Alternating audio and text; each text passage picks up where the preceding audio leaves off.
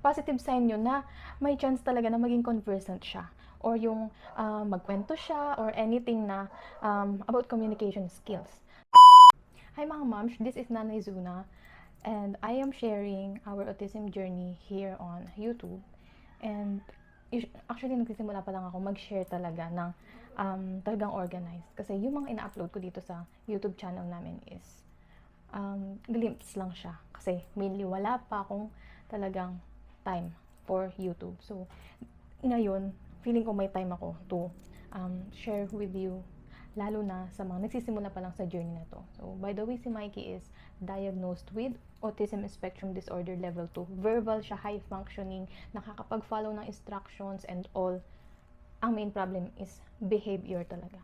So, yung i-share ko sa inyo is, alam ko marami ding pinagdadaanan to. So, mula kasi nung nakakapagsalita na si Mikey, verbal naman talaga siya. Simula pa nung 1-year-old siya. Nakakapagsabi ng alphabets, letters, shapes, basta knowledge-based or academics. Alam niya yan. And napaperfect niya yun. Kaya dati, skeptical ako sa mga signs na pinapakita niya. Yung pala, may mga ganun palang may autism. So, going back, ewan ko ha, pero ako kasi, nung nagsimula nga na maging verbal si Mikey, never ko siyang narinig kung ano yung masakit sa kanya kapag may lagnat siya, lalo na kapag mataas. So, syempre, kakabahan tayo bilang parents dahil bakit hindi niya sinasabi kung ano yung nafe-feel niya, yung nararamdaman niya. So, syempre, ibang usapan na kasi kapag may sakit, di ba? So, yun nga, hindi niya sinasabi until na-diagnose siya ng ASD. So, parang na-program na yung utak ko doon, mga moms, na ay, kailangan kong gumawa ng paraan para malaman ko kung ano yung nafe-feel ni Mikey kapag may sakit siya, lalo na kapag may lagnat or nagpupup. Madalas kasing magkaroon ng problem si Mikey sa gastro, sa tiyan, and etc. And one time pa nga si Mikey is na-hospital siya, noong magto 2 years old siya, na-hospital talaga siya, dahil nga sa gastrointestinal problem. So, ayun ang eksena. Kaya, simula nung kinakabahan talaga ako nung na-hospital siya, simula nung kinakabahan ako, kasi ayoko na maulit yung mga ospital ulit siya. So, may mga ginagawa kong paraan para nga malaman kung ano yung masakit sa kanya. Kasi hindi talaga siya intentionally nagsasabi kung ano yung masakit sa kanya. Kailangan mo pa ng probing questions or kailangan mo pa siyang i-push na sabihin kung ano masakit. Ganyan. So, parang na-program na sa utak ko na, ay, hindi pa para sa amin yung milestone na to na magsasabi siya ng kung ano yung masakit, mga mi. Then, I'm happy to share na nung Thursday ng gabi, medyo para na siyang, alam mo, malambing. Si Mikey kasi kapag magkakasakit yan, malambing, malamlam ang mata.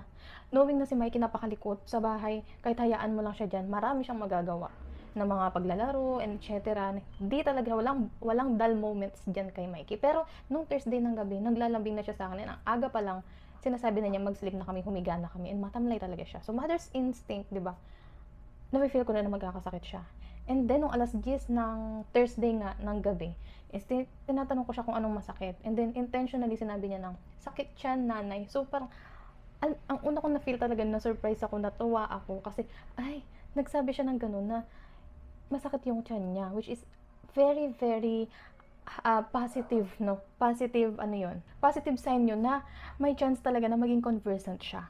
Or yung magkwento siya, or anything na about communication skills. So, yun nga, pinabilhan ko na agad siya ng Yakult noon kasi wala naman siyang lagnat, hindi rin siya nagtatait. So, baka ako kinabag or gustong mag-poops. Kaya yun, uminom siya ng Yakult and natulog na kami. And nung alas 2 ng madaling araw, mga mi, nagulat ako sa kanya kasi ginising niya ako talaga. Ginising niya ako, nanay. Sabi, nagising naman akong ganyan. Pagtingin ko sa kanya, nilalagnat, ang taas ng lagnat niya. And sinasabi niya, sakit siya, nanay. Ganyan. So, syempre, hindi naman natin mapapacheck up agad-agad. Pero, yung lagnat naman niya nun, manageable. Kaya parang hindi sa utak ko na isugod na agad siya sa ospital kasi okay naman siya, nakakapaglaro pa siya nung madaling araw. And then, hindi ko na nga pinapasok ng Friday. First time namin hindi pumasok ng school, which is acceptable naman and reasonable naman. And then, kinabukasan, nag-poops naman siya. And then, nawala na, hindi na siya nilagnat. So, ang main idea dito is nasabi na niya kung ano yung masakit sa kanya, which is very, very thankful talaga ako. Kasi, alam niyo, always ko naman pinagdadasal, no, na sana si Mikey makapagsabi na nung nafe-feel niya. Pero alam niyo yun, medyo negative thinker pa rin ako sa mga ganung bagay. Kasi parang, feel ko ang tagal-tagal pa bago maibigay ni Lord yung ganung milestone ni Mikey. Pero, sabi ko nga, autism journey is very surprising. Nakaka-surprise talaga siya na hindi mo alam ibibigay na ni Lord yung hinihiling mong milestone para sa anak mo. And hindi mo alam kung kailan talaga, kung agad-agad ba o kailangan pa ng waiting season.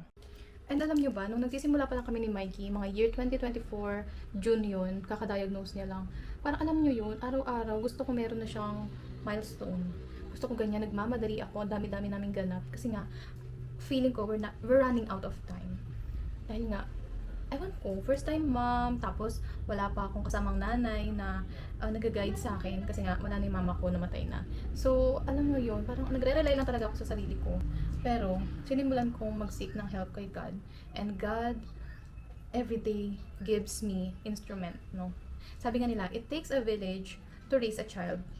But, in raising a child with autism, look how small that village is. So, alam mo yun? Wala lang, na ano ko lang.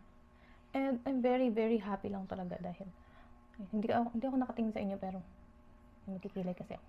Very happy lang kasi alam mo yun, talagang eto na i-start na ng conversational or conversant journey ni Mikey. Pabalitaan ko kayo sa mga milestones pa niya, huwag kayong mag-alala. And sana ma-reach ng video na to. Yung mga nagsisimula pa lang sa journey, alam ko araw-araw may nadadiagnose ng ASD na bata and syempre burden sa parents, emotionally, financially, and physically. Talagang nakaka-drain. Hindi naman sinabi ko burden.